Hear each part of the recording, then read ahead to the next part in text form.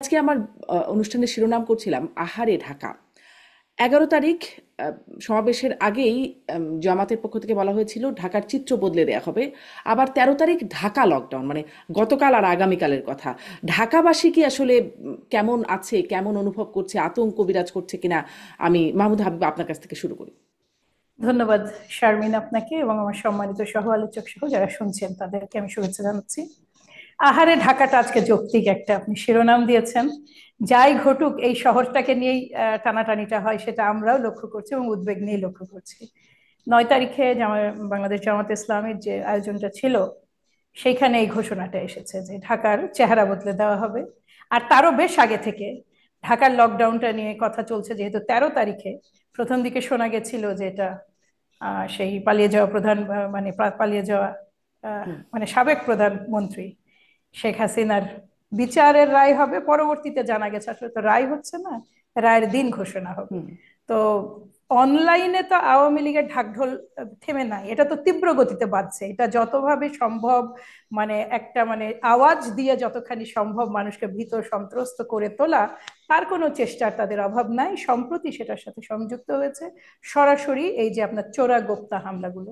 ইতিমধ্যেই একজন বাস চালক, একজন নিরীহ বাস চালক তার বাসের মধ্যে ঘুমন্ত অবস্থায় পুড়ে মারা গেছেন। ফলে সেই এই যে একটা নৈরাজ্যজনক পরিস্থিতি, এবং ঢাকা ঢাকা ব্লক বা যেটাই বলুন না কেন, সেই ঢাকা দামটা ছাড়া এবং ঢাকার হুম। উপরেই সকলের আক্রোশ, এইটাই তো দেখছি। এইটা জনমনের শঙ্কা তো তৈরি করেই শারমিন। রাজনীতি আমরা হুম। যে পর্যায়ে এখন পলিটিক্যালি যদি বলি, ইন্টারনালি আমাদের যে রাজনৈতিক পরিস্থিতি, কতটুকু এখানে মাঠে নামাটা যৌক্তিক, আমি আসলে ঠিক এখন পর্যন্ত জি। বুঝে উঠতে পারিনি। এটা কেবলমাত্র যখন আমি একটা জিনিস আপনাকে বলি, আমরা কি প্রক্রিয়ায় আলোচনা ওই জুলাই সনদটা বাস্তবায়িত হবে এই আলোচনাটা যখন চলমান ছিল, তখনই কিন্তু এই রাজনৈতিক দলটি মাঠে নেমে এসেছিল।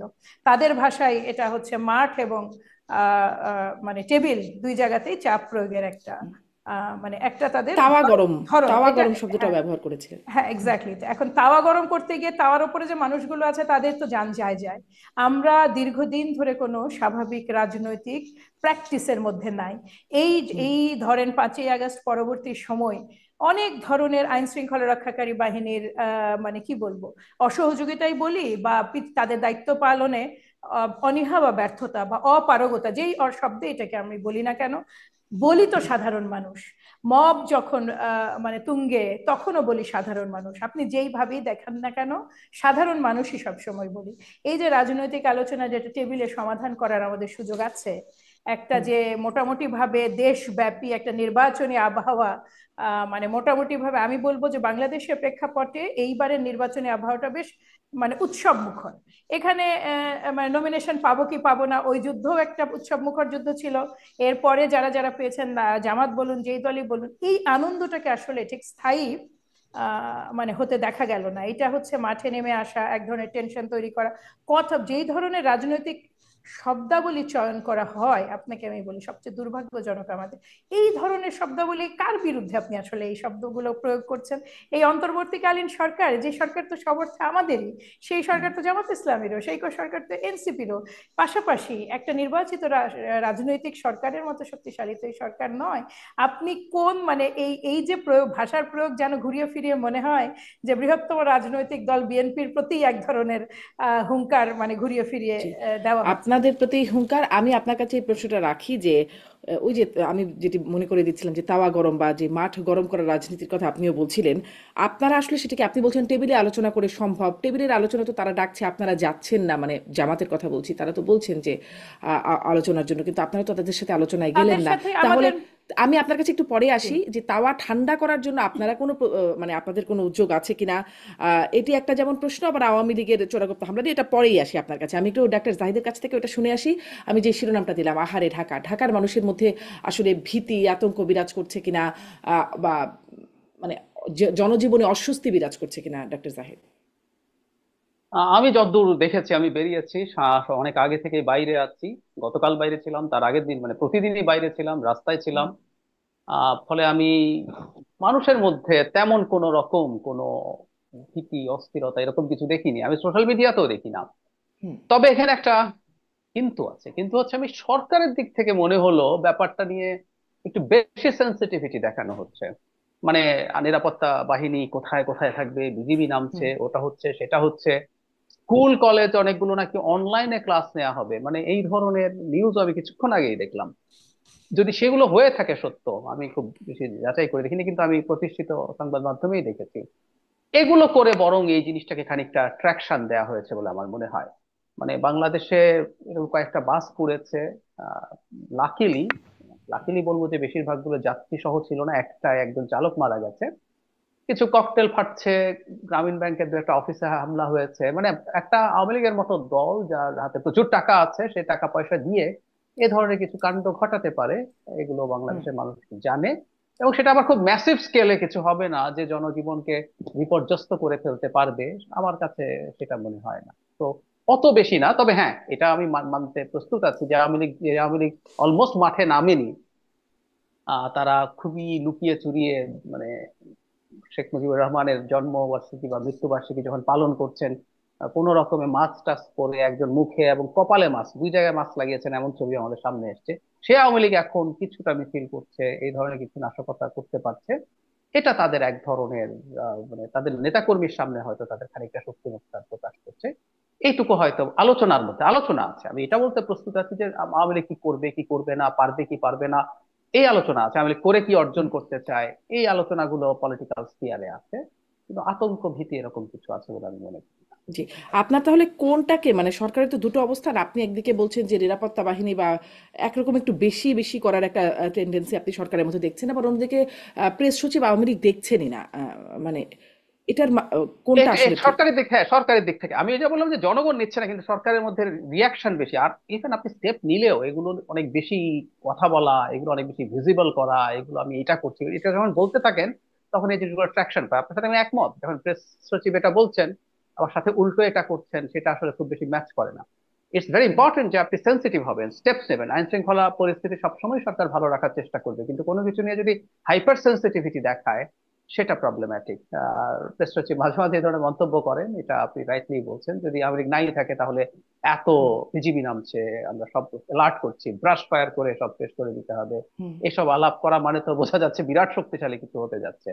আমি ব্যক্তিগতভাবে মনে করি না, কারণ আমরা বুঝবো আওয়ামী লীগের বিভিন্ন প্রোপাগান্ডা পেজ থেকে কিছু ব্যক্তি এবং তাদের স্বীকৃত পেজ, এমন পেজ যেখানে শেখ হাসিনার বক্তব্য তারা প্রকাশ করেছে, তার ইন্টারভিউ নিয়েছেন, এরকম পেজ থেকেও পুরনো মিছিল, পুরনো মশাল মিছিল, এগুলোকে দেখিয়ে আওয়ামী লীগের বর্তমান মিছিল হিসেবে এস্টাবলিশ করার চেষ্টা হচ্ছে। হুম। তাতে আমরা বুঝতে পারি তারা খুব বেশি কিছু আসলে করতে পারবে না।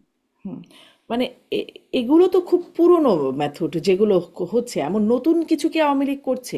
এক নাম্বার প্রশ্ন। আর দুই নাম্বার প্রশ্ন, ডাক্তার জাহিদ আরেকটু যোগ ছোট্ট করে একটা আওয়ামী লীগ প্রসঙ্গে শুনে নেই, যে তারা আসলে এই যে চোরাগোপ্তা বিভিন্ন হামলা করছে বলে বলছে, তাদের আসলে এর বাইরে তাদের করবার মতো এখন কি আছে? মানে তাদেরও তো, একদম তারা আপনি তো, জি। একদম আপনি যে কথাটা বলছেন, আওয়ামী লীগ আসলে এটার মাধ্যমে দুটো জিনিস অর্জন করতে চায়, যেটা আপনি বললেন, আমি এই জিনিসটার কথাই আসলে বলছি। সেটা একটা হলো, আওয়ামী লীগ আছে, আওয়ামী লীগ টিকে আছে, আওয়ামী লীগ তার অবস্থান জানান দিচ্ছে, এতে জনগণের সাথে তার সম্পর্ক ভালো হবে না, এটা ফর শিওর, বরং আরো খারাপ হওয়ার সম্ভাবনা আছে। আওয়ামী লীগ যা করে গেছে তারপর এখন যদি এগুলো করে, কিন্তু তার যে সমর্থকরা আছে, নেতা কর্মীরা আছে, তারা এক ধরনের ভিজিবিলিটি দেখছে। কিন্তু তার চেয়ে জরুরি কথা, এটা আপনি যেটা বলছেন এটাই আমি আসলে বলার চেষ্টা করছি কয়েক দুই তিন তিন দিন থেকে, আওয়ামী লীগের হয়ে কিছু মানুষ এই ন্যারেটিভ তৈরি করার চেষ্টা করবে যে একটা দলকে যখন তার পলিটিক্যাল কর্মসূচির উপরে তুমি নিষেধাজ্ঞা দিয়েছো, তখন তাকে তো এই ধরনের ভায়োলেন্সের পথেই যেতে হতে পারে। তো ভায়োলেন্স ঠেকানোর উপায় হচ্ছে তার উপরে যে নিষেধাজ্ঞা আছে এটা তুলে নেয়, এবং এটার কিছু গ্রাউন্ডও আছে। একটু গ্রাউন্ডের কথা বলি। কিছুদিন আগে হিউম্যান রাইটস ওয়াচ আরো 5টা মানবাধিকার সংস্থার সাথে বাংলাদেশে একটা রিপোর্ট করেছে, সেখানে আওয়ামী লীগ প্রসঙ্গে তারা যেটা বলছেন, তারা আসলে এখন আমাদের কথাই বলেছেন। আমরা প্রায় একটা কথা বলতাম যে কোনো রাজনৈতিক দলকে এক্সিকিউটিভ অর্ডার দিয়ে নিষিদ্ধ করা উচিত না। আপনি আইনের মানুষ, আপনি খুব ভালো মতো জানেন যে এক্সিকিউটিভ অর্ডারে অপর পক্ষের আসলে কোন রকম তার আত্মপক্ষ সমর্থনের সুযোগ থাকে না। সেই জন্য আমরা সবসময় বিচারের কথা বলেছি। তো আওয়ামী লীগকে নিষিদ্ধ করার জন্য সরকারও বলছে বিচার করবে, আইসিটিতে আওয়ামী লীগকে দল হিসাবে দেখা হবে, তারা দল হিসাবে মানবতা বিরোধী অপরাধ করেছে কিনা, যদিও সেটার কোনো অগ্রগতি আমরা এখন পর্যন্ত দেখিনি।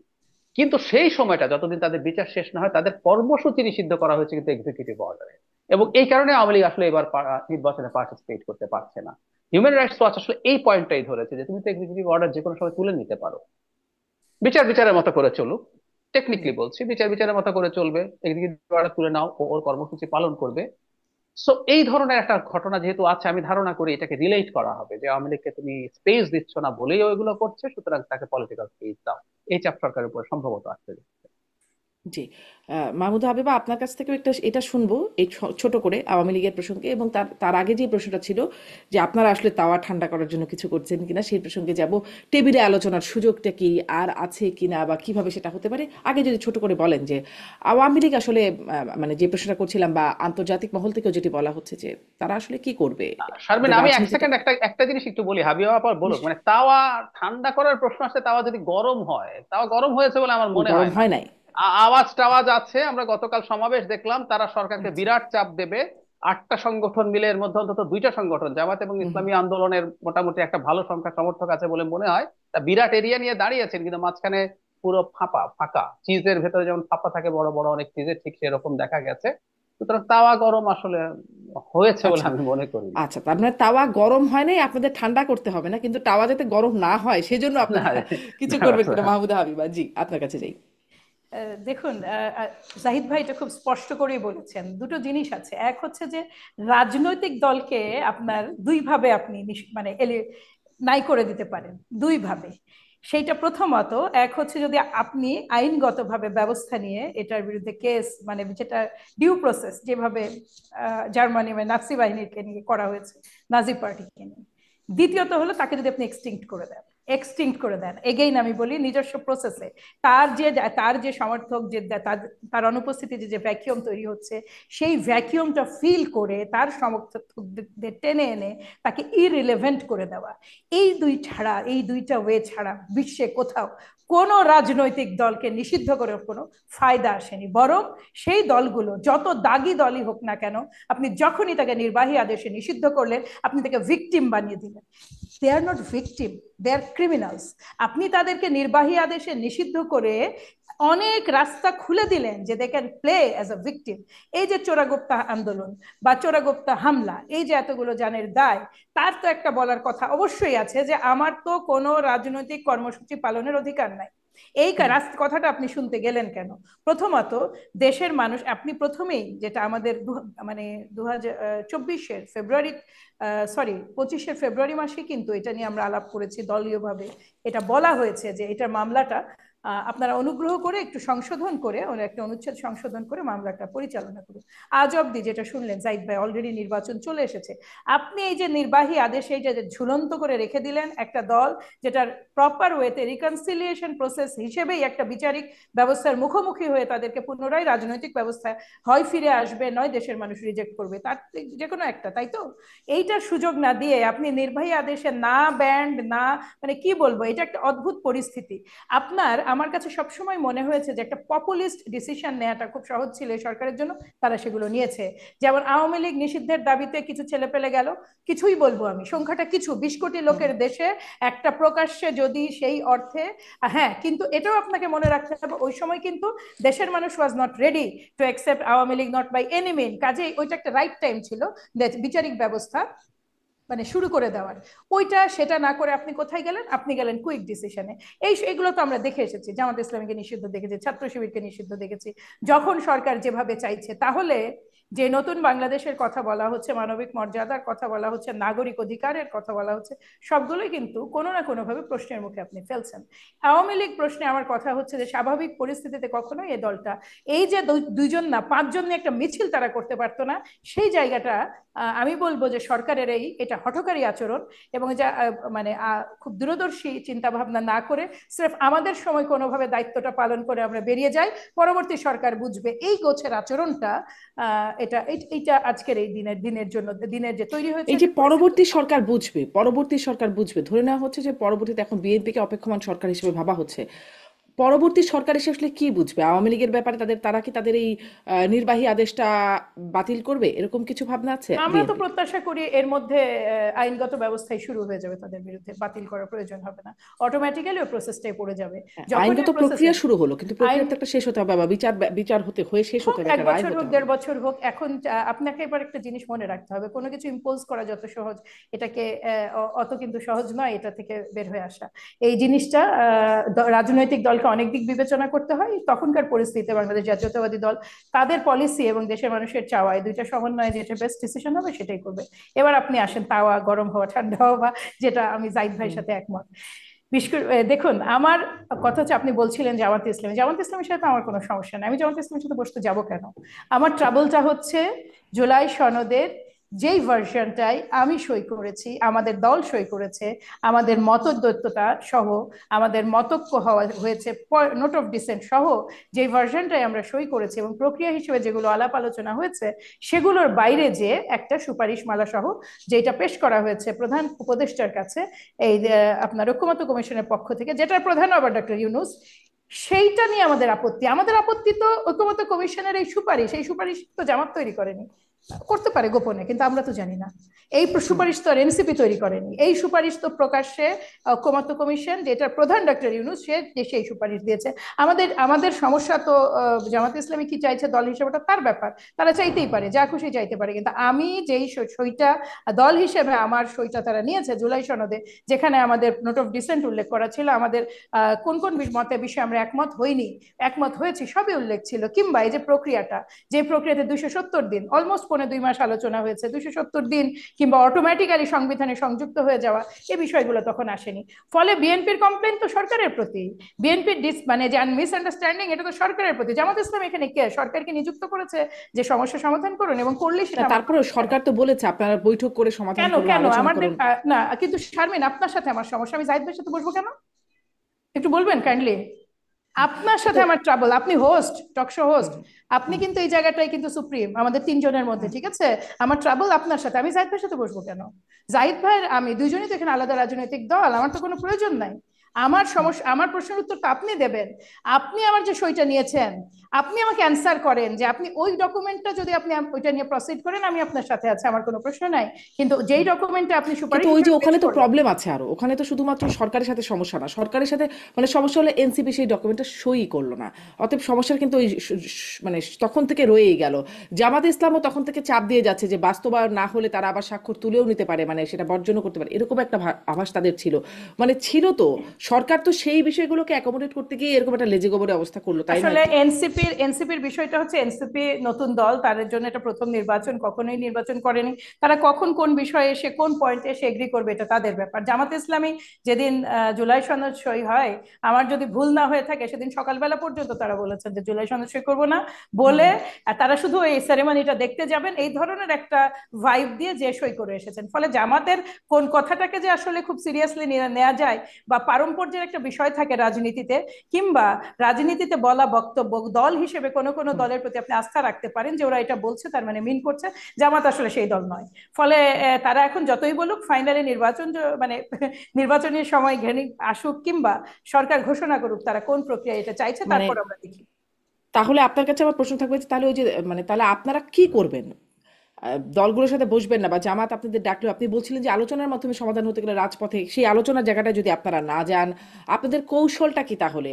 জামাত বলছে তারা কিন্তু যমুনার সামনে অবস্থানের ঘোষণা দিচ্ছে, দাবি আদায় না হলে তারা সেই ঘোষণা তারা দিয়ে রেখেছে, যমুনার সামনে অবস্থান করবে, এই অবস্থান করেই আওয়ামী লীগকে নিষিদ্ধ করা হয়েছিল। আবার এবার জামাত যাচ্ছে অবস্থান করতে, কি হতে পারে, আপনারা কি করতে পারেন, সেটা নিয়ে আমি আপনার কাছে আসছি। আমি ডক্টর জাহিদ আপনার কাছ থেকে একটি এটা শুনতে চাই যে এই যে জামাত আসলে অবস্থান কর্মসূচি ঘোষণা করছে যমুনার সামনে দাবি আদায় না হলে, আগামীকাল আমরা জানতে পারছি যে ডক্টর ইউনূস জাতির উদ্দেশ্যে ভাষণ দেবেন। মনে হয় যে এই যে যেটি মাহমুদুর রহমান বান্না বলেছিলেন গন্ডগোল পাকিয়ে রেখেছেন ডক্টর ইউনূস, সেই গন্ডগোলটা ছুটবে তার ভাষণে, এরকম কোনো ফর্মুলা কি তারা আবিষ্কার করেছেন? আমার মনে হয় না। আসলে আমরা যে বিষয় নিয়ে জামাতকে আন্দোলন করতে দেখছি, এটা জামাতের আদৌ মূল দাবি বলে আমি বিশ্বাস করি না। আমি খুব সোজা সাপটা কথা বলছি। মূল দাবি কি আহ বলে হাবি- মনে হয় তাহলে? হাবিবা এটা একটু আপা শুনি। আছেন, সব উনি রাজনীতিবিদ, অ্যাক্টিভলি রাজনীতি করেন। আমি একটা কথা বলতে চাই, এটা আমাদের দেশে বলে না, সারা পৃথিবীতে রাজনৈতিক দলগুলো অনেক সময় প্রকাশ্যে অনেক কথা বলে যেটা আসলে তার মূল কথা না, সেইটা হয়তো সামনে আনে। আমি জামাত যে দুটো দাবি নিয়ে মাঠে নেমেছিল, প্রথম একটা হচ্ছে লোয়ার হাউসের পিআর, তারপর গণভোট আগে হতে হবে, এখন তার সাথে আবার এটা ছাড়া এটাকে তারা এখন নির্বাচনের সাথে রিলেট করে ফেলছেন। এগুলো প্রত্যেকটা প্রক্সি যুদ্ধ।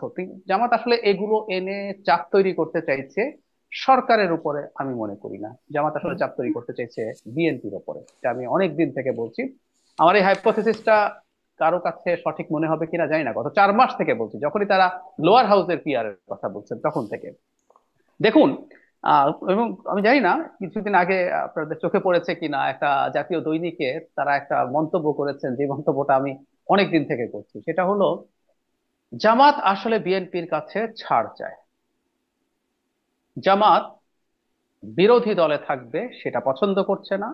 জামাত বিএনপির সাথে জোটে নির্বাচন করতে চায়, সরকারেও থাকতে চায়।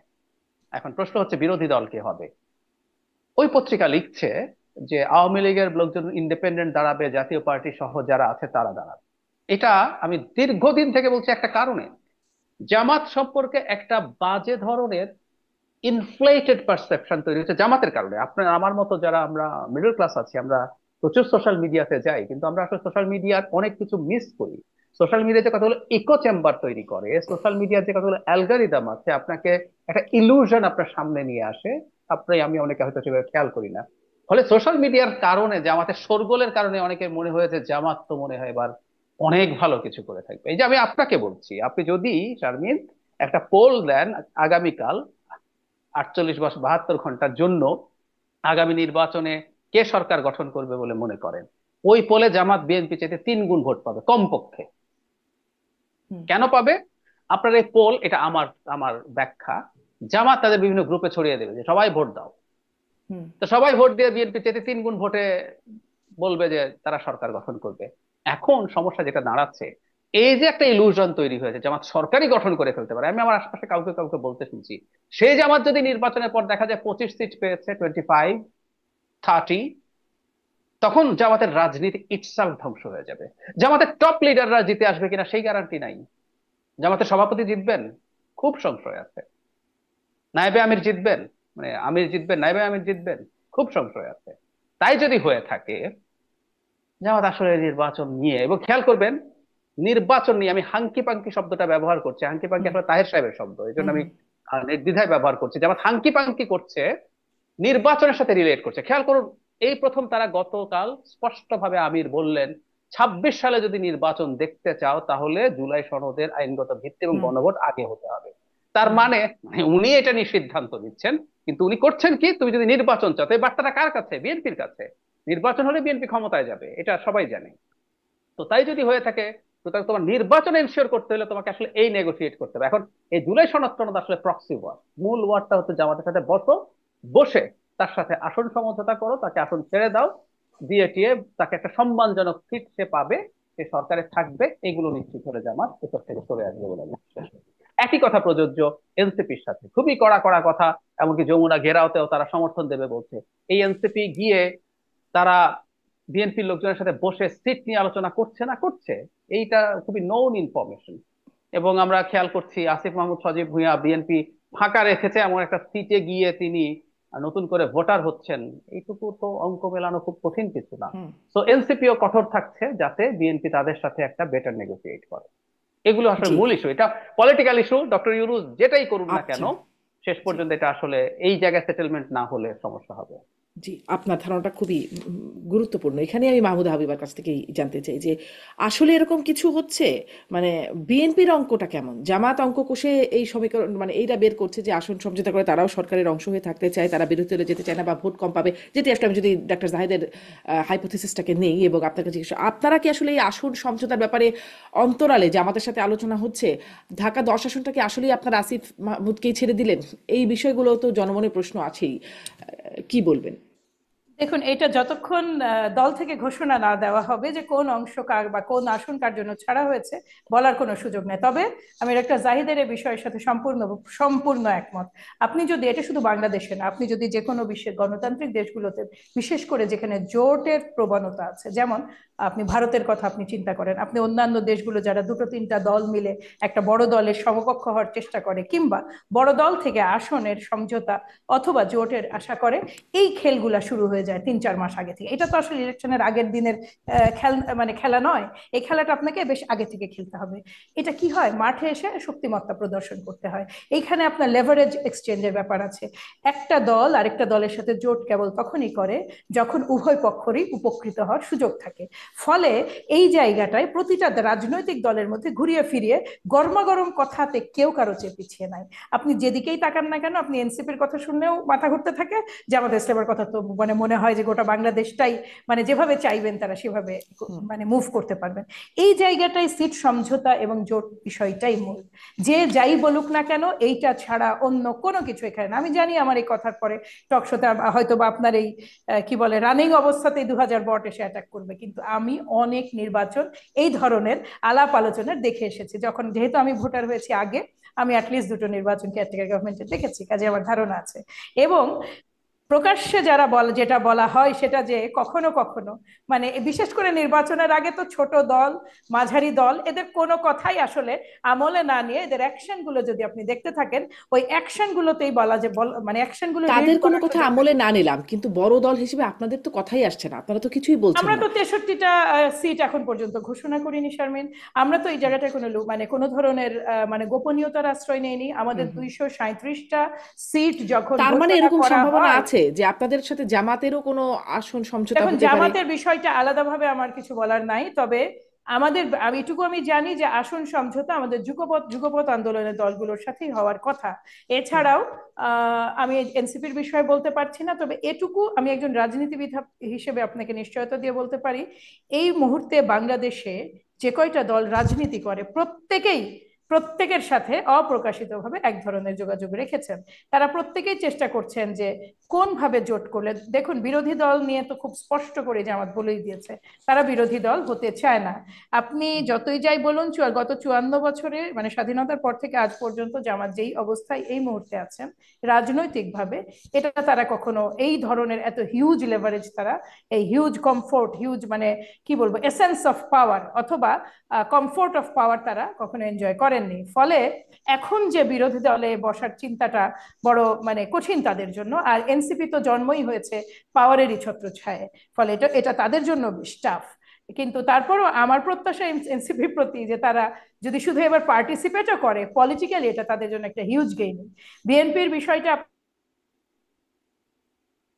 এই বিষয়ে আমার কাছে কোনো ইনফরমেশন নেই, এবং এটা আটকে যাচ্ছে। জি, মাহমুদ হাবিবা, আপনার কানেকশনটি কোনভাবে আপনি জি আপনি আচ্ছা আমি আমি কি এখন হ্যাঁ, এখন শুনতে আপনাকে আবার পাচ্ছেন? দেখতে পাচ্ছি, শুনতে পাচ্ছি। হ্যাঁ, মাঝখানে একটু আটকে আটকে যাচ্ছিল, এই জন্য থেমে যাচ্ছিলাম আচ্ছা আমি। আচ্ছা। তাহলে আমি আসলে এই প্রশ্নটাও শুরুতে করছিলাম, আপনাদের কৌশল কি? আপনারা কি করবেন?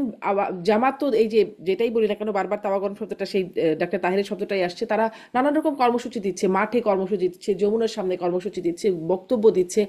আপনারা আসলে কি করবেন? আপনারা প্রতারিত হয়েছেন বলে এখানেই থেমে নো থাকবেন, নো, নাকি আমরা আপনাদের তো অবস্থা থেকে গতকালকে আমি সংবাদ আসিয়া?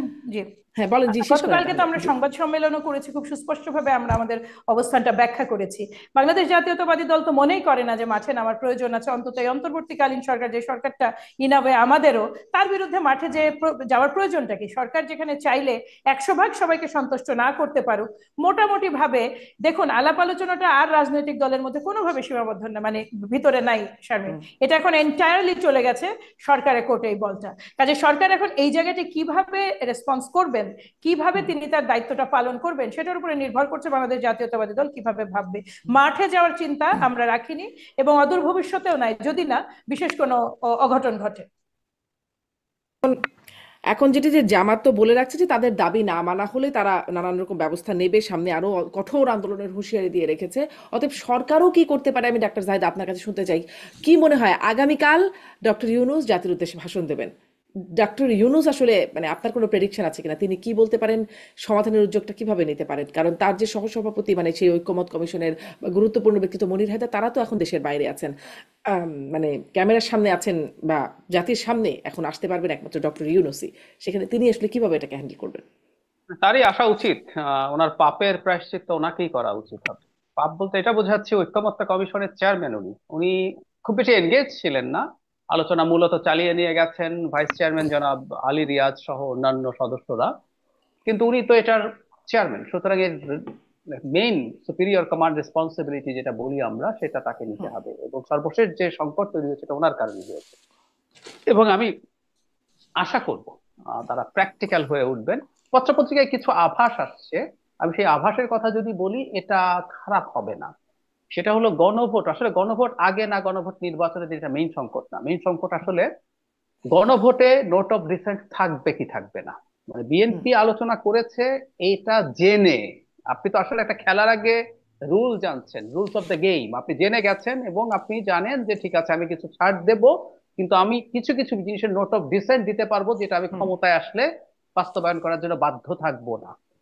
যারা যার মতো ক্ষমতা আসবে সে তার নোট অফ ডিসেন্ট বাদ দিয়ে বাকিগুলো করবে। গণভোটেও নোট অফ ডিসেন্ট যাবে এটা জেনেই বিএনপি জুলাই সনদ স্বাক্ষর করেছিল, কারণ জুলাই সনদে নোট অফ ডিসেন্ট আছে। বিএনপি যে ডকুমেন্টে স্বাক্ষর করেছে তার মধ্যে নোট অফ ডিসেন্ট, তার নোট অফ ডিসেন্ট গুলো লেখা আছে ক্লিয়ারলি, যে কেউ পড়লেই দেখবেন। এখন পত্রিকায় দেখলাম যে সরকার এরকম অবস্থান নিতে পারে যে নির্বাচনের দিনই গণভোট হবে এবং গণভোটে নোট অফ হুম। ডিসেন্ট থাকবে না, তবে দলগুলো তার তার নোট অফ ডিসেন্ট বিবেচনায় নিয়ে সংস্কার করতে পারবে গিয়ে, এই ধরনের একটা কথা বলা হচ্ছে। যদি সেটাও হয় এটা মোটামুটি মন্দের ভালো। এটা যদি হয় তাহলে আবার ওই যে সমস্যাটা এখন যেটা দাঁড়িয়েছে, আপনি সব পক্ষকে আর আসলে স্যাটিসফাইড করতে পারছেন না। যদি এই আমি যে কথাটা বললাম যদি শেষ পর্যন্ত এটা হয়, তাহলে এটা আসলে জামাত এবং এনসিপি তারা যে ধরনের দাবি জানাচ্ছিল, মানে আমি একটু frankly একটা কথা বলি, জামাতকে আমি সংস্কারের সোল ডিস্ট্রিবিউটর, সোল এজেন্সি নিয়ে নিতে দেখছি। শারমিন, আমরা এই মাঠে বহু বছর ধরে আছি। মানে কি হচ্ছে না হচ্ছে রাজনীতিতে, শেখ হাসিনার বিরুদ্ধে সংস্কারের কথা কারা বলছে কি বলছে, শেখ হাসিনার সময় পর্যন্ত বিএনপির সাথে গণজাগরণ মঞ্চ অনেকগুলো মৌলিক কাঠামোগত সংস্কার নিয়ে দীর্ঘ ডিবেট করেছে। তার আগ থেকে একটা সংগঠন রাষ্ট্রচিন্তা, পরে তারা এখন রাষ্ট্র সংস্কার আন্দোলন বলে একটা দল হয়েছে, তারা এই সাংবিধানিক সংস্কার নিয়ে বহু বছর থেকে কথা বলছে। আমি কোনোদিনও জামায়াতে ইসলামীকে দেখি নাই সংস্কার নিয়ে কথা বলছে। আর ইসলামী আন্দোলন তো ব্যস্তই ছিল শেখ হাসিনার যে লোকাল গভর্নমেন্ট ইলেকশন সেগুলোতে পার্টিসিপেট করে করে তাকে বৈধতা দানি, আজকে হঠাৎ করে তারা এরকম হয়ে দাঁড়ালেন। ফলে এই যে অত্যন্ত জেহাদি অত্যন্ত জঙ্গি একটা অ্যাটিটিউড নিয়েছে যে আমার এটা লাগবেই, না হলে আমাদের সব শেষ হয়ে যাবে, ডক্টর ইউনূস যদি ওই ঘোষণা দেন তাহলে তারা এটাতে বেঁকে বসার চেষ্টা করতে পারেন। এবং ওই যে বলেছি মূল সমস্যা হুম। আসলে এটা বা ওটা না, সব তারা মেনে নেবেন যদি তাদের আন্ডারস্ট্যান্ডিং হতে পারে। এই প্রসঙ্গে আমি একটা কথা একটু বলে রাখা জরুরি মনে করি, বিএনপি একটা ঐতিহাসিক ভুল হবে এই যাবতীয় চাপে যদি তারা মনে করে নির্বাচন যদি অনিশ্চয়তার প্রশ্ন তৈরি হয় জামাতের সাথে আন্ডারস্ট্যান্ডিং করে একটা ইলেকশন করা। মানে কেউ কেউ এই আলাপটা করছেন, আমি আপনাকে জানাই, আমাকে গুরুত্বপূর্ণ একজন মানুষ এভাবেই বলছিলেন যে বিএনপিতে এবার পরের সরকারটাকে সবাইকে নিয়ে জাতীয় সরকার করতে চায়, সবাইকে ছাড় দিয়ে। হুম। তো ঠিক একইভাবে সবাইকে ছাড় দিয়ে একটা জাতীয় সংসদ করলেই তো হয়। বিএনপি ছাড় দিয়ে সবাইকে তার গুরুত্বপূর্ণ সংখ্যায় নিয়ে আসবে সংসদে। এবং আমাকে এমন একটা নাম্বারও বলা হচ্ছিল বিএনপি 200-র নিচে থাকবে, আর 100-র বেশি জামাত সহ অন্যান্য সিট, অন্যান্য যেসব দল আছে তাদেরকে ভাগ করে। সো এই যে জায়গাটা, এটা আলাপ আছে, কিন্তু বিএনপি একটা ঐতিহাসিক ভুল করবে জামায়াতকে যদি এবার তাদের সাথে সিট ছাড় দিয়ে কোনো আন্ডারস্ট্যান্ডিং করে। কারণ এবারই প্রথম সুযোগ এলো জামাত এবং ইসলামী দলগুলো অ্যাজ এ হোল তার কতটুকু পাওয়ার আছে। শাহজাহান ওমর একটা কথা খুব ওই গত ইলেকশন আগে শোনা গেছে, হ্যাডাম, মানে জামাতের তো অনেক হ্যাডাম হয়েছে বলে তারা মনে করে, জামাতের হ্যাডাম ঠিক কতটুকু আছে এটা পরিমাপ করা ভবিষ্যতের নির্বাচনের জন্য দরকার। এট হুম। দ্য সেম টাইম জামাত এবং ইসলামী দলগুলোকে অন্য হুম। পাশে সরিয়ে ফেলতে পারলে বিএনপি একটা নিজের ডিফারেন্ট রাজনীতি, সেটা একটা মধ্যপন্থী রাজনীতি করে, সেটা খুব চমৎকার ভাবে এস্টাবলিশড হয়। আবার তার সাথেও যেহেতু কিছু ইসলামী দল আছে নির্বাচন করবে, ফলে মানে বিএনপি কে ও আওয়ামী লীগের মতো একেবারে ধর্মহীন হয়ে গেছে ধরনের প্রোপাগান্ডাও করা যাবে না। তো বিএনপির একটা মধ্যপন্থী যে অবস্থান সেটা খুব চমৎকার। তার উল্টো পাশে ডান এবং উগ্র ডান, মানে জামাতের চাইতেও উগ্র দল ওখানে আছে, রীতিমতো আফগানিস্তান সফর টফর করে আসা নেতারা হুম। ওনাদের সাথে আছে। সুতরাং ওই উগ্র ডানকে, তার ডানের বিরুদ্ধে বিএনপি চমৎকার ভাবে একটা রাজনীতি ডিফাইন করতে পারে, যেটা এই দেশে এবং দেশের বাইরে বিএনপি কে খুব ভালো সুবিধা জি। দেবে। আপনি বলছিলেন শাহজাহান ওমরের সেই শব্দটা হেডাম, তো জি। সাথে সাথে তিনি কিন্তু বলেছিলেন যে পিটার হাস বাবা, বাবা ভগবান পিটার হাস তিনি একদম আখ্যায়িত করেছিলেন। এবারে সেই বাবা পিটার বাবা বা ভগবান আসলে কোন দিকে আছে? আমার কাছে মনে হয় এখন পর্যন্ত যে মানে নানান যে আলোচনা আমরা তার দিকে দেখছি বা শুনছি, মানে বাংলাদেশে একটা স্টেবল নির্বাচন হওয়া সেটার এক ধরনের আলাপ আছে। আবার বিশেষ করে কিছু কিছু ক্ষেত্রে, এটা শুধুমাত্র আমেরিকা না, বাংলাদেশের পঁচিশে অগস্ট রাজনীতিতে পাকিস্তান, তুরস্ক এরাও বেশ পাওয়ারফুল হয়ে উঠছে, পাকিস্তানের একটার পর একটা ডেলিগেট আসছে। আমি কিন্তু পাকিস্তানের সাথে সম্পর্ক স্বাভাবিক ধরনের খুব পক্ষে, মানে শেখ হাসিনার সময় যেরকম পাকিস্তানকে অচ্ছুত একটা দেশ করে রেখেছিল সেটা হতে পারে না। ওদের সাথে আমাদের সরাসরি জাহাজ যোগাযোগও নন ট্যারিফ ব্যারিয়ার দিয়ে ব্লক করে রাখা হয়েছিল। একটা ইন্টারেস্টিং তথ্য এবার জানলাম, এই 5 আগস্টের পর পাকিস্তান থেকে জাহাজে কোনো কিছু যদি আপনি আমদানি করেন সেটাকে ম্যানুয়ালি এটাকে পরীক্ষা করতে হবে। তো এইটাই একটা নন ট্যারিফ ব্যারিয়ার, যার মাধ্যমে আপনি পাকিস্তান থেকে ইম্পোর্ট করতে পারতেন না। তো পাকিস্তানের সাথে সম্পর্ক সব ঠিক আছে, কিন্তু পাকিস্তানের সাথে আরো বেশ কিছু জায়গায় সম্পর্ক সম্পর্কে কোনো কোনো জায়গায় প্রশ্ন ওঠা শুরু হয়েছে। তো পাকিস্তান এবং টার্কি যদি অনেক বেশি ইনভলভ থাকে, এবং তাদের এক ধরনের অ্যালাইনমেন্ট আছে ইসলামিস্টদের সাথে, সুতরাং এখানে আমেরিকা বা পশ্চিমা ইউরোপ অন্যরা যারা খেলছে বলে মনে করি, খেলোয়াড় নতুন খেলোয়াড় যোগ হয়েছে এই ধারণা করা হুম। যাচ্ছে। সুতরাং তাদের অনেকেই হয়তো চাইবে জামাত আরো এম্পাওয়ার্ড হয়ে। আচ্ছা, এটি আপনি আপনার বিশ্লেষণ, ধন্যবাদ। আমি মাহমুদা হাবিবা, আপনার কাছে ওই মানে এই কোশ্চেনের রেশ ধরে যদি আপনি একটু বলেন যে এবারে বাবারা বা ভগবানরা আসলে কোন দিকে আছে, কাদের প্রতি সফট কর্নার তাদের আছে, আপনার এই বিষয়ে একটু ধারণা, আর তারপরে আপনাদের কৌশল এবং আরো কিছু বিষয় প্রশ্ন নিয়ে আমি আসি, এটা একটু ছোট্ট করে শুনি। এটা তো একটা জটিল প্রশ্ন করলেন, কারণ তাদের যে আসলে সফট কর্নারটা কাদের প্রতি আছে এ বোঝা বড় মুশকিল।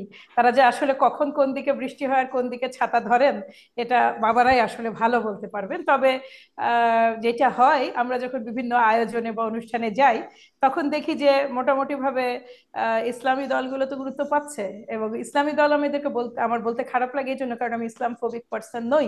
আই এম ভেরি মানে স্ট্রংলি প্র্যাকটিসিং মুসলিম। স্টিল ইসলামকে ইউজ করে যে দলগুলো রাজনীতি করছে, আমরা যেটা প্রথাগতভাবে ভাবতাম যে ইনসার্জেন্সি শব্দটা এদেরকে কেন্দ্র করেই তো তৈরি করা হয়েছিল, কিন্তু এইবার এখন আমার ঠিক সেটা মনে হয় না। বরং একটু মানে অ্যাটেনশনের কেন্দ্রবিন্দুতে, যে আমি জাস্ট আমার অভিজ্ঞতা বলছি, ডিফারেন্ট ডিনার্সে তাদের ডিফারেন্ট যে গেট টুগেদার গুলো, সেইখান থেকে হুম। দেখা যায় যে এক ধরনের সহানুভূতিও হয়তো বেশি পাচ্ছেন তারা, কিংবা অ্যাটেনশনও বেশি পাচ্ছেন। ফলে তারা, এরা তো মানে আবারও বলি যে বিশেষ করে পশ্চিমা পশ্চিমা দেশগুলো কিংবা পশ্চিমা শক্তিগুলো যারা এই জিওপলিটিক্যাল গেমে আছে, শেষ মুহূর্ত পর্যন্ত আপনি কখনোই তাদেরকে দেখে বুঝতে পারবেন না তারা আসলে কার সাথে আছে। ফলে এটা ওই আমার আমার যে স্পেকুলেশন সেটুকু আমি বললাম। দেখুন, নোট অফ ডিসেন্ট এই ধরনের কথাগুলো নিয়ে যেটা ডক্টর জাহিদ বললেন, যে যে যে বিষয়ে নোট অফ ডিসেন্ট আছে এইটা জাতির জানা প্রয়োজন। কেন প্রয়োজন জানেন? অত্যন্ত প্রয়োজন। আমি দুটো তিনটা আমরা কার্ড করেছিলাম এই নোট অফ ডিসেন্ট গুলো নিয়ে, আপনাকে দুটো তিনটা জাস্ট আমি একটু সময় দিলে বলবো। আমি আমাদের সরকারি কর্ম কমিশনের নিয়োগে ঐকমত্য কমিশনের প্রপোজাল ছিল যে 7 সদস্যের বোর্ডে 2জন হবে হবে সরকারি দল থেকে, আর 5জন হবেন বিরোধী দল থেকে। আপনি বুঝুন, সরকারি কর্ম কমিশন যে নিয়োগ বোর্ড, যে নিয়োগ যে সেটাতে 2জন হচ্ছে কেবল সরকারি দল, 5জন হচ্ছেন বিরোধী দল।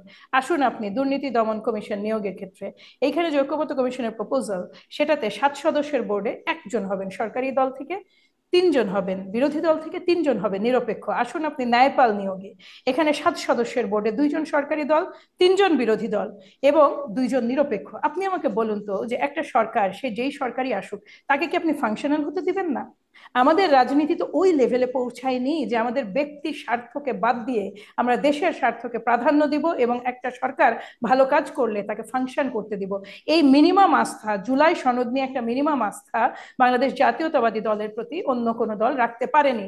এই যে বেসিক পয়েন্টগুলো, যেই পয়েন্টগুলো নিয়ে আপনার সাথে আমি কথা বলছি, এগুলো কিন্তু সাংবিধানিক যতখানি তার চেয়ে অনেক বেশি কার্যকরী একটা ডিসিশন। এগুলো প্রতিটাই কার্যকরী ডিসিশন। একটা সরকারকে পরিচালনা করতে হলে তার এই টুলগুলোর প্রয়োজন আছে। আপনি এটা আমাদের প্রস্তাবনা কি, নোট অফ ডিসেন্ট প্রথমটায় আসুন, সরকারি কর্ম কমিশনে আমরা বলেছিলাম 2-2 রেশিও হবে সরকারি দল বিরোধী দল, অথবা 3-3 রেশিও হবে।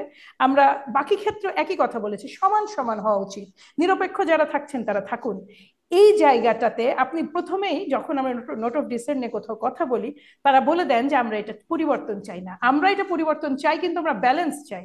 এককভাবে সরকারি মানে প্রাধান্যও না থাকুক, শুধুমাত্র বিরোধী দলের হাতে যে আপনি ছেড়ে দিচ্ছেন, কোন বিরোধী দলের হাতে? যে এই তার নিজের সরকারের বিরুদ্ধে যে মাঠে নামছে তাদের তাদের বিরুদ্ধে, যারা আজ অব্দি সরকারে এখনো একজন তাদের প্রতিনিধি বসে আছে বাইরে, যে দলটা আছে সে দল আজ পর্যন্ত সই করতে পারলো না জুলাই সনদ, তাদের প্রতি আপনি আস্থা যদি আমাদের প্রতি না থাকে, আমাদেরও তো আস্থা রাখার কোনো কারণ আমি দেখছি না। এই যে নোট অফ ডিসেন্ট নিয়ে কথা হচ্ছে, আমাদের 10-11টা পয়েন্ট, প্রতিটাই, বাকিগুলো আরো টেকনিক্যাল, ওগুলোতে আর না যাই, প্রতিটা নিয়ে কিন্তু এই ধরনের কথা বলার সুযোগ আছে। আপনি আজকে কিভাবে ডিজাইন করা হয়েছে শারমিন আপনাকে একটু বলি। এই যে বললেন অপেক্ষমান সরকার, ডক্টর জাহিদ বললেন যে বিএনপিকে অপেক্ষমান সরকার বলা হয়, অথবা আপনি বললেন বোধহয় আলোচনার মধ্যে।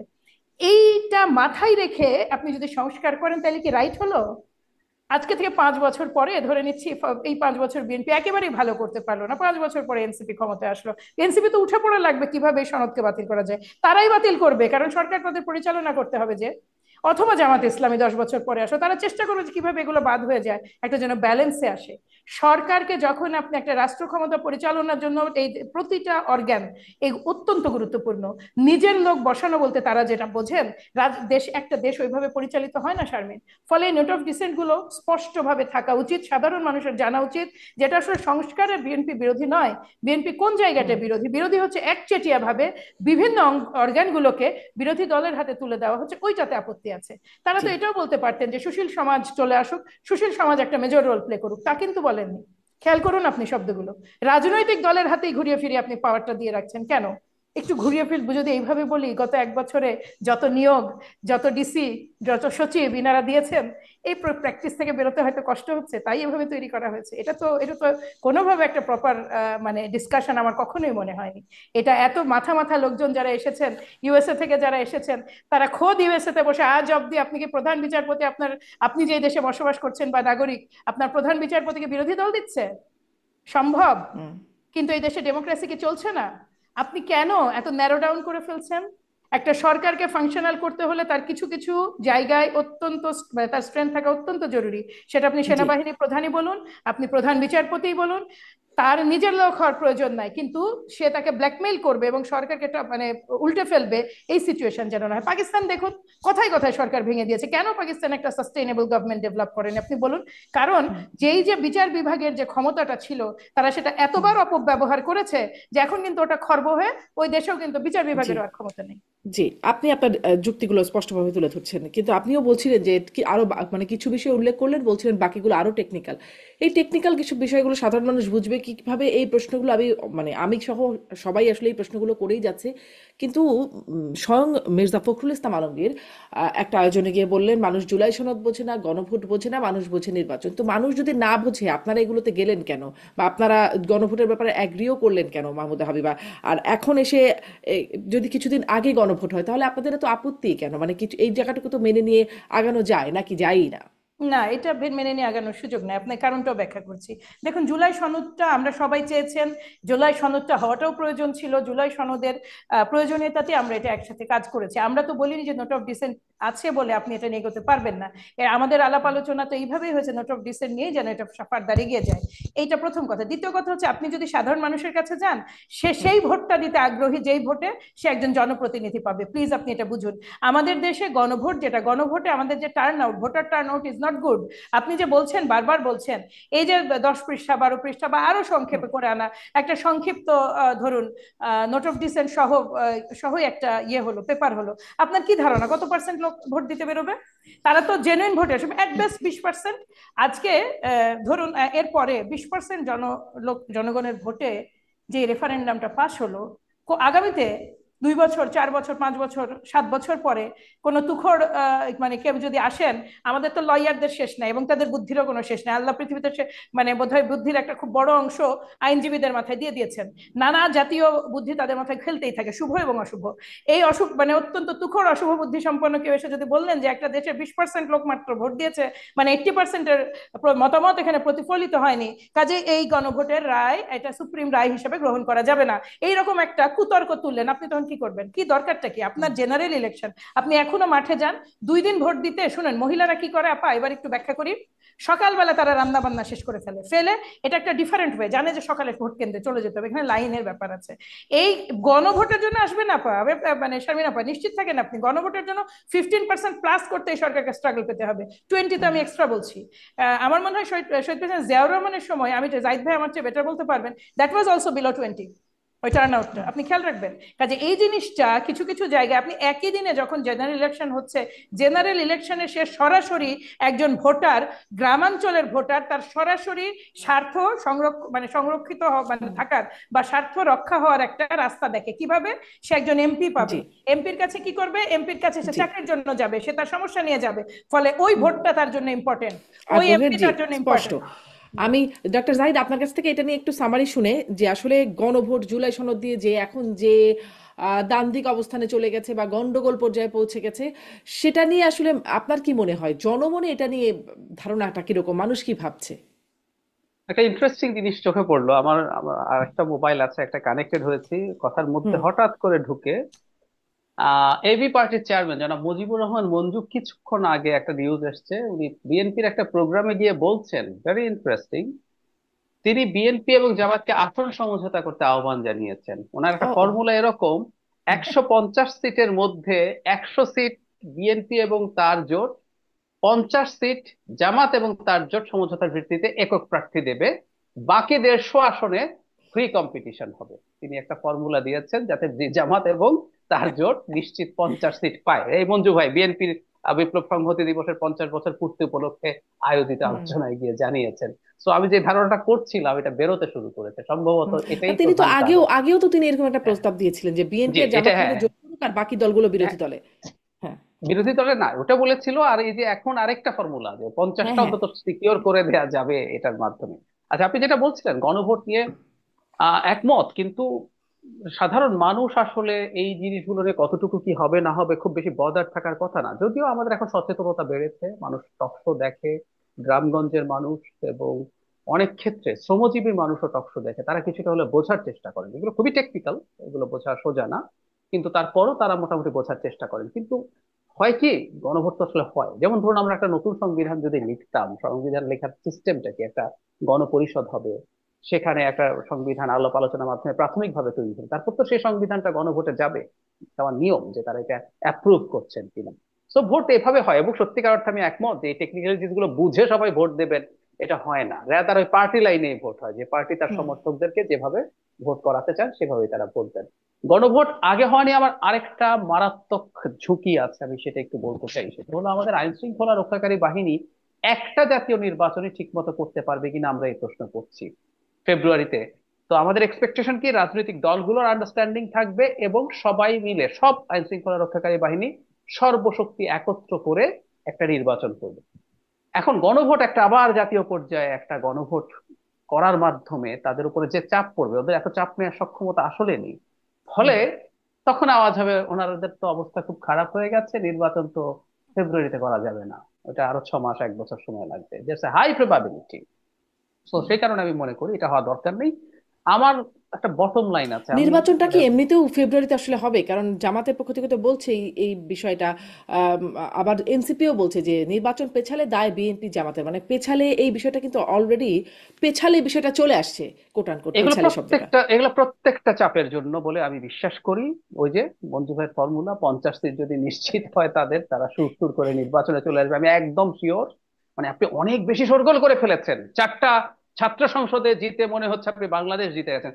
তাহলে একটা জিনিস খেয়াল করবেন, জামাত এত নাকি ভোট পেয়েছে, তারপরে তারা লোয়ার হাউসে পিআর কেন চায়? আমি এটা মানি যে আমাদের ভোটের পার্সেন্টেজ বাড়বে, কিন্তু আমাদের যে সিস্টেম, যে ফার্স্ট পাস দ্য পোস্ট যে সিস্টেম, সেই সিস্টেমে যে আমাদের সিট আসলে বাড়বে না।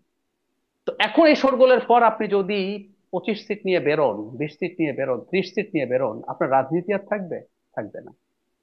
এটাই তাদের কাল হয়েছে, তারা নিজেদের জন্য নিজেরা একটা গর্ত খুঁড়েছে। এটা দিয়ে অ্যাপারেন্টলি খুবই আলোচনায় আছে।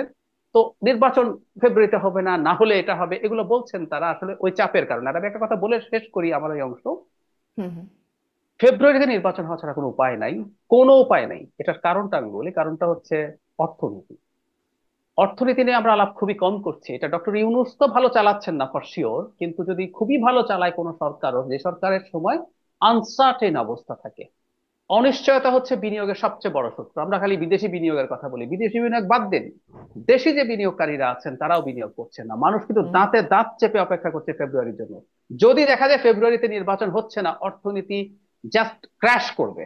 ওই দেশ নিয়ে, এটা ডক্টর ইউনূস আরো থাকুক বা অন্য কোনো, ওই রহমান ব্রাদার্স এর কথা আছে, তারা গিয়ে যদি এখানে নতুন একটা তত্ত্বাবধায়ক করে বা মিলিটারি টেক ওভার করানোর চেষ্টা করে কেউ, এই সরকার টিকতে পারবে না, একদম শিওর থাকেন এই রহমান ব্রাদার্স কারা? বাস্তবতায়। এই যে কি কি যেন কয়েকজন রহমান আছে, খলিলুর রহমান সাহেব আছেন একজন উপদেষ্টা, তার সাথে আরো কে কি জানি আছে, আরো কয়েকজন রহমানকে একত্র করে ছোটন বলেন, যাই ছোটন হোক আমি নাম আর কি। হ্যাঁ হ্যাঁ হ্যাঁ তো এরকম এরকম নিয়ে উনিও রহমান এভাবে নিয়ে আহ আরো কয়েকজনকে নিয়ে এ ধরনের আলাপ আছে তো, অনেক একটা বিকল্প সরকার জাহিদ ভাই, টরকার এত তৈরি করে আনা ইন্টারেস্টিং হয়েছে। শাড়ির দোকানের মতো নাম আমি আসলে জানতাম না। এটা খান ব্রাদার্সে আমরা শাড়ি কিনতাম, এই প্রসঙ্গে মনে তো পড়লো। দেয়ার আর সাম মোর রহমান যারা সরকারের বাইরে আছে, সরকারের ইয়ে আছে। আমি নাই, আমার নামও রহমান যদিও, তো আমি আমি এর হুম। মধ্যে নাই। তো যেটা বলছিলাম, তো এগুলো কোনোটাই আসলে সাস্টেইনেবল হবে না, সুতরাং আমি মনে করি তারা ওই ওই খোয়াব দেখবেন না। এবং জামাত বা এনসিপি যত কিছুই বলুক না কেন, নির্বাচন যদি ফেব্রুয়ারিতে না হয়, তার দায় এই দুইটা দলের উপরে পড়বে এবং বাংলাদেশকে অস্থিতিশীলতার দিকে নিয়ে যাওয়ার জন্য তারা সিরিয়াসলি দায়ী থাকবে, এটা জি, তারা বলছে। আমি আমি খুব একদম 2 থেকে 3 মিনিট সময়ের মধ্যে মাহমুদা হাবিব আপনার কাছে শেষ করতে চাই। এক হচ্ছে ফেব্রুয়ারিতে নির্বাচন হতে কোনো সেখানে কোনো শঙ্কার জায়গা আপনি দেখেন কিনা, সেটা একটা প্রশ্ন। এবং দ্বিতীয় প্রশ্নটার সাথে সাথে করে রাখি যে মির্জা ফখরুল ইসলাম আলমগীর যে কথাটা বলে পরে আবার বিবৃতি দিলেন যে আওয়ামী লীগের বিরুদ্ধে সব হয়রানিমূলক মামলা সেগুলো তুলে নেওয়ার কথা দিচ্ছেন তিনি, পরে আবার তিনি একটা বিবৃতি দিয়ে এই বিষয়টাকে স্পষ্ট করছেন একরকম চাপের মুখেই। কিন্তু তার বক্তব্যটা গণমাধ্যমে এসেছে যে তিনি আসলে কি বলছেন। মানে অসুবিধা কি আওয়ামী লীগের বিরুদ্ধে হয়রানিমূলক মামলা তুলে নিলে অসুবিধাটা কি? মানে পরে আমি আবার এটাকে প্রথমে বিবৃতি আপনার দিতে হচ্ছে কেন? মির্জা ফখরুল ইসলাম আলমগীর আমাদের সম্মানিত মহাসচিবের বিষয়টি প্রথমে বলি। সেটা হচ্ছে চাপের মুখে তিনি সেটা করেননি। যেটা তিনি বলেছেন, যেইভাবে কার্ড গুলো হয়েছে আওয়ামী লীগের বিরুদ্ধে সমস্ত মামলা তুলে নেবেন এইভাবে বলা হয়েছে। তার মূল বক্তব্য, তার যদি কথাটা পুরো শোনা যায়, আপনারা জানেন ভিডিও অ্যাভেলেবল এখন, সেটা খুব সুস্পষ্ট ভাবে বলা আছে যে হয়রানিমূলক মামলা যেগুলো আমরা সাফার করেছি সেই ধরনের কোনো কিছু। উনি একটা সুনির্দিষ্ট ইউনিয়নে কথা বলছিলেন, এটা তো সমগ্র দেশেই হওয়া উচিত। আপনি যদি আমাকে জিজ্ঞেস করেন, একজন লোক আওয়ামী লীগকে সমর্থন করে, আওয়ামী কিন্তু লীগকে ভোট তাহলে দিয়েছে। সমগ্র দেশের কথা পরে আবার তিনি মানে না, বিবৃতি দিয়ে উনি সেটা উনার আবার উনার পুরো উইথড্র বক্তব্যটাই করলেন কেন? উনি কিন্তু ওনার পুরো বক্তব্যটাই অনেক নিরীহ মানুষ তার কাছে যারা এসেছিলেন তাদের হুম। সমস্যা জানিয়েছেন, তাদেরকে উনি অ্যাড্রেস করেছিলেন, সেই কারণে তিনি সেটা বলেছেন। কিন্তু গোটা বাংলাদেশেই তো এটা বাংলাদেশ জাতীয়তাবাদী দলের, সেটা কোনোভাবে যেন হয়রানিমূলক মামলাটা না হয়। মানে বিশেষ করে আমরা যেটা সাফার করেছি শারমিন, ওই সেম কজে, যে আমি স্রেফ আওয়ামী লীগকে ভোট দেই, বা আমি আওয়ামী লীগকে পছন্দ করি, বা আমি শেখ মুজিবুর রহমানকে পছন্দ করি অথবা শেখ হাসিনাকে, সেই অপরাধে তো একজনের মামলা হতে পারে না। কোনো কিংবা কোনো দায়িত্বপূর্ণ পজিশনে ছিলেন না যেটা অ্যাবিউজ করেছেন, সেই ক্ষেত্রে শুধু একজন আওয়ামী লীগ হওয়ার কারণে একজন মানুষের শাস্তি হতে পারে কিনা, তাইলে তো তাহলে তো আসলে কোনো ডিফারেন্স থাকে না এই দুই সরকারের। এই জায়গাটা তো প্রত্যেকের খুব স্পষ্ট হওয়া উচিত। মানবিক মর্যাদা, নাগরিক মর্যাদা, এটা হুম। তো আপনার এনশিওর করতেই হবে। এটা এক নম্বর, এটা আপনার প্রথম তো প্রশ্নের এই উত্তর। স্পষ্ট হওয়ার বিষয়টাও এতদিন পরে কেন মির্জা ফখরুল ইসলাম আলমগীর উপলব্ধি করছেন? মানে ওই জন্য আমরা তো এটা সবসময় মামলা বলি। বাণিজ্যর প্রথম নামটাই হচ্ছে বিএনপির নো নো, সাথে এটা চলে এসেছে, মামলা বিএনপি বাণিজ্য। মামলা আচ্ছা, বাণিজ্য করছে। এবার আপনিও যদি ফেসবুকের ওই ওই জায়গাটায় পড়ে যান যে চাঁদাবাজি, মামলা বাণিজ্য এসবের কথার আড়ালে যারা ব্যাংক, বিমা, মানে কি বলে এটাকে, বিশ্ববিদ্যালয় এবং সচিবালয় যারা লুট করছেন বা দখল করেছেন, তাদের হুম। গল্পে যাওয়ার কিছু নাই।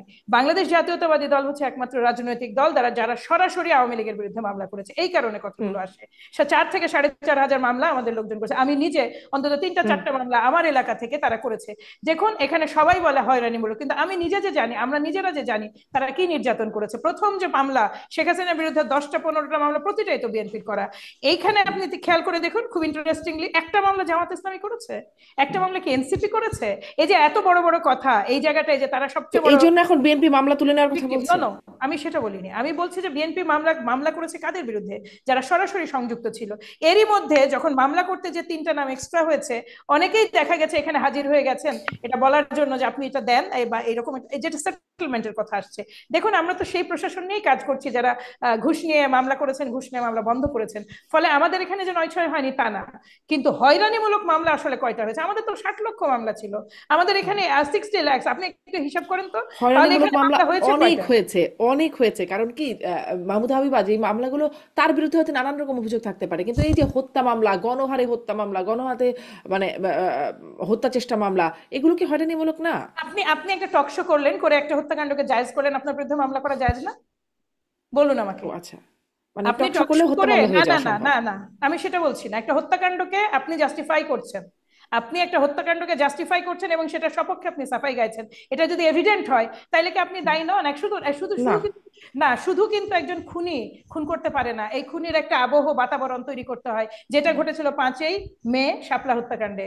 আপনাকে মনে রাখতে হবে সেই সময় যে বুদ্ধিজীবীরা এটা সাপোর্ট করেছেন, যে গণমাধ্যমের ব্যক্তিবর্গ সাপোর্ট করেছেন, তাদেরও কিন্তু এটা একটা পার্ট হওয়া উচিত। যদিও এটা ওইভাবে আপনাকে প্রমাণ করাটা খুব কঠিন, আপনি যেটা এটা একটা সহায়তা দিচ্ছেন আপনারটা সব খুব ডিফিকাল্ট, আপনি বেরিয়ে যাবেন, কিন্তু রিয়েলিটি হচ্ছে যে আপনি একটা মাফিয়া সরকারকে প্রতিষ্ঠিত করলেন, সেই জায়গাটায় আপনার দায়টা কতটুকু। আপনার দায় যদি হয় 2 দিনের জন্য জেলে কোর্টে হাজিরা দেওয়া, তাহলে সেটুকু করবেন, কিন্তু আপনি তার মানে হত্যাকারী নন।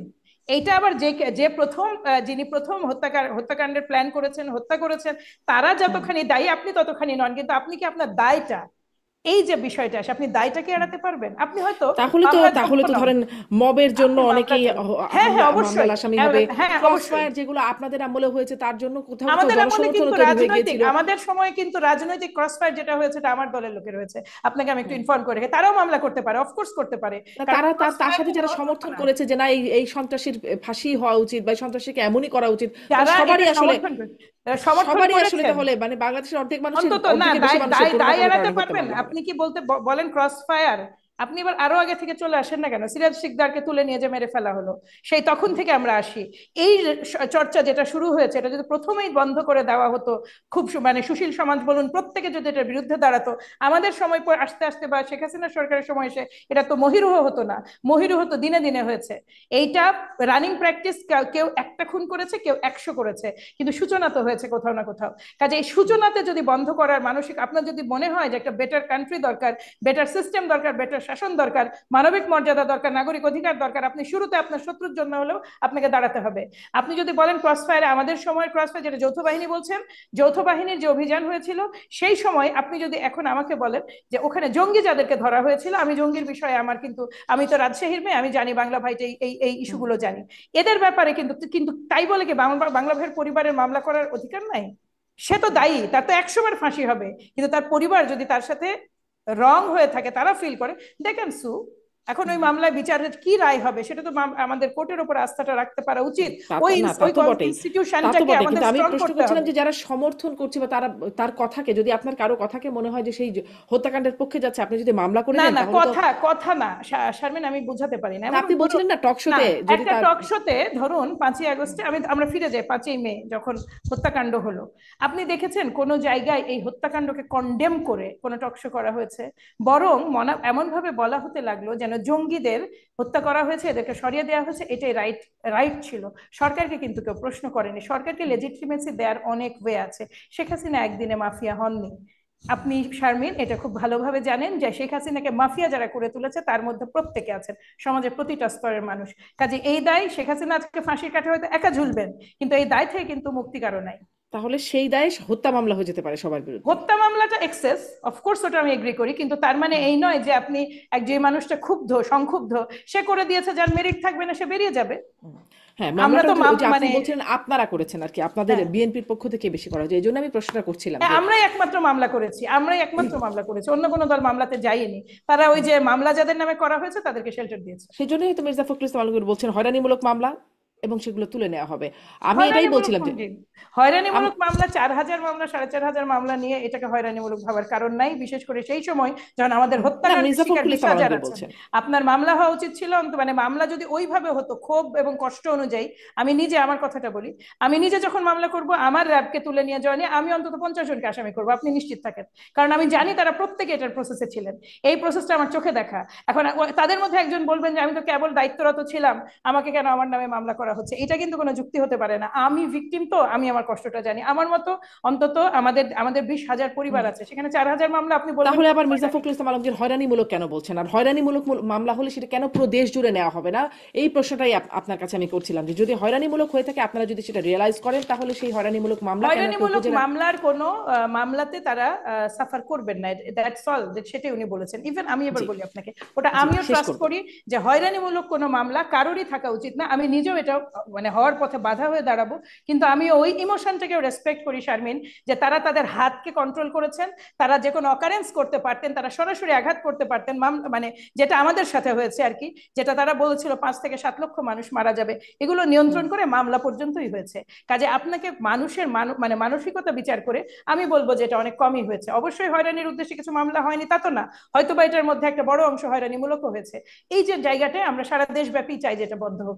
মির্জা ফখরুল ইসলাম আলমগীর ওই অংশটা নিয়ে বলেছেন দেখে ওই অংশের দায়িত্ব নিয়েছেন, এটা তো বারবারই বলা হয়েছে। আপনার কি মনে নাই যে এটা জি কয়দিন পরে নিশ্চয়ই, 5ই যদি আগস্টে? সেটা আমি হয়ে থাকে একটা এই কথা বলি, রিয়েলাইজেশনটা, এই রিয়েলাইজেশনটা আমি একটা কথা বলে শেষ করব। শেষ করবেন। জি শফিকুর রহমান সাহেব তো কয়েকদিন পরে সব আওয়ামী লীগকে মাফ করে দিয়েছিলেন, আপনার মনে নেই? 5ই আগস্টের পরে কয়েকদিনের মধ্যেই তো সবাইকে মাফ করে দিয়েছিলেন। কাজেই ইন্টেনশন কোনটা, আমরা তো রিয়ালিটিটা জানি যে মাঠে যারা আছেন এমন অনেক মানুষ আসেন আওয়ামী লীগে ভোট দিয়েছেন বলে এখনো মানুষজন তাদেরকে নানাভাবে মানে কথোপকথনে তাদেরকে জর্জরিত করে, মামলা হয়নি তাদের নামে।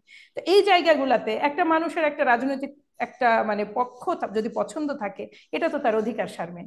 এই জায়গাটায় আমি পছন্দ করি না আওয়ামী লীগকে, আমি চাইও না আওয়ামী লীগ ফিরে আসুক, কিন্তু তার মানে এই লোকটি যে কোনো ধরনের মানসিক বা সামাজিক নির্যাতনে থাকুক আমি সেটাও চাই না। প্রোটেকশনটা আমি জি তাকে দেওয়ার জন্য মাহমুদা হাবিবা, অনেক ধন্যবাদ। আমি আসলে ওইটাই বলছিলাম যে রিয়েলাইজেশন যদি থাকে যে হয়রানিমূলক মামলা হয়েছে এবং সেগুলো উঠিয়ে নেওয়ার, তাহলে কেন একটা উপজেলার, তাহলে কেন দেশ জুড়ে না? বিবৃতি দিয়ে দেশ কেন জুড়েও মির্জা হবে ফখরুল ইসলাম ইনশাল্লাহ, আলমগীর বলছেন? দেশ জি জুড়েও সেটাই হবে। সেটাই। অনেক ধন্যবাদ মাহমুদা হাবিবা যুক্ত হওয়ার জন্য। ডাক্তার জাহিদ ছিলেন আমাদের সাথে, তার আর একটা আয়োজন আছে, তিনি ইতিমধ্যেই কানেকশন আমি তো ডিসকানেক্টেড মনে হয় হয়েছে। এক্সট্রা অনেকক্ষণ বললাম। অনেক ধন্যবাদ, অনেক ধন্যবাদ মাহমুদা ভালো হাবিবা, অনেক থাকবেন। ধন্যবাদ ডাক্তার জাহিদ, ধন্যবাদ।